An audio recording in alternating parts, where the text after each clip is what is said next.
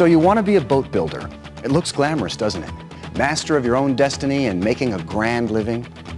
But how seriously have you really considered what's involved? Perhaps you've come from a boating background. Perhaps you've worked in a boat building shop. But have you ever run your own business? Hired employees, sent out 1099s, carried workman's compensation, complied with EPA regulations, risked the financial future of yourself and your families on a first-time venture? Now that's a lot to consider. You can't take it lightly. Anyone starting a manufacturing business should have knowledge of private enterprise and have small business experience. In general, there seems to be two types of boat builder. One comes from the marketing side and knows how to sell. Is this you? Then you may stand a chance because you'll know to whom and how to sell or distribute your product. Unfortunately, the second type of would-be boat builders comes from the engineering side, meaning they have great ideas but not a clue about how to sell. Think about it and classify yourself. The first step in getting into the boat building business is to develop a business plan. Even at its most simplistic, a business plan requires a great deal of forethought and research. What do you intend to build? What scale of manufacturing do you plan at the onset? Is it realistic? What facilities are available? How much will it cost? Most new boat builders fail because they underestimate the time and resources it takes to start and maintain a business until it reaches profitability. They also don't have a clue about cost and sale price, which determines profits. Did you know that saleability of a staple product such as runabouts and fishing boats under 18 feet is hard to sell for a profit? Why? Because the market is full of choices. The boat is difficult to build for a profit. Simply put, you have to do market research. Have you thought about the outlets for your product? How's it going to be sold? Can you sustain operations long enough to get enough sales and start making a profit? Are you sure you've accurately estimated the construction costs of your product? Can you afford the buildings, tools, equipment, and employees needed to build your boats? Do you have reserve funds to support your operations during the initial phases of production and all the way through marketing? Are you prepared for errors in design, errors in prototyping, errors in manufacturing, which will cause rework and longer manufacturing time? Time which equates to more money expenditure through labor costs and overhead. And what about financing? Should private investors or small business loans fund your operation? Here's a brief listing of some things you'll need to consider in your business plan if you expect people to take a financial risk on your endeavor.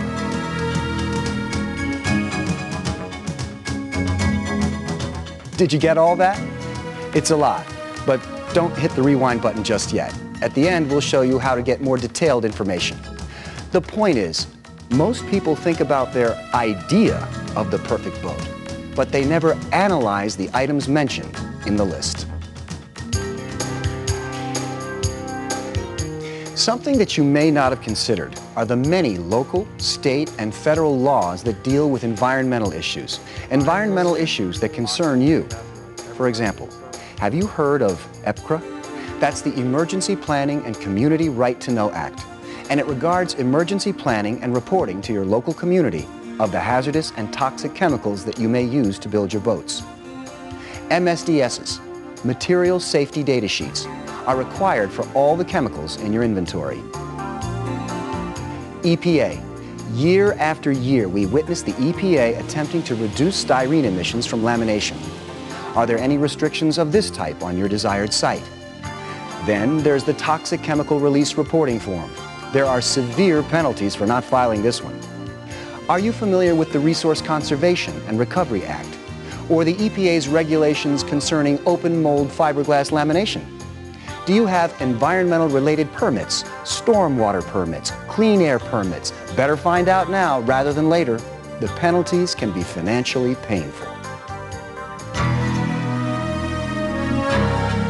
Safety.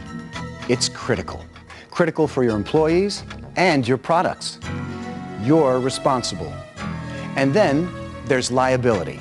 Liability for your mortgage, lease of your facility, routine payroll, liability for insurance, utilities, and numerous expenses. Your working environment will have to meet OSHA standards.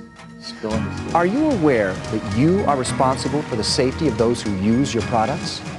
And if your product is ever subject to a recall, it's at your expense. The Coast Guard can direct recalls if you fail to meet minimum federal regulations or if your product contains a safety defect. This could be financially disastrous to a new company. Your boats will need to comply with the many standards and regulations defined by the Coast Guard under Title 33 of the Code of Federal Regulations. And you must acknowledge this compliance through a certification label affixed to each and every boat that you produce. Your boats should also comply to the standards published by the American Boat and Yacht Council. And then talk with the National Marine Manufacturing Association about their certification program. Needless to say, it would be wise to have both a corporate attorney and a competent insurance agent to help you navigate through these complexities.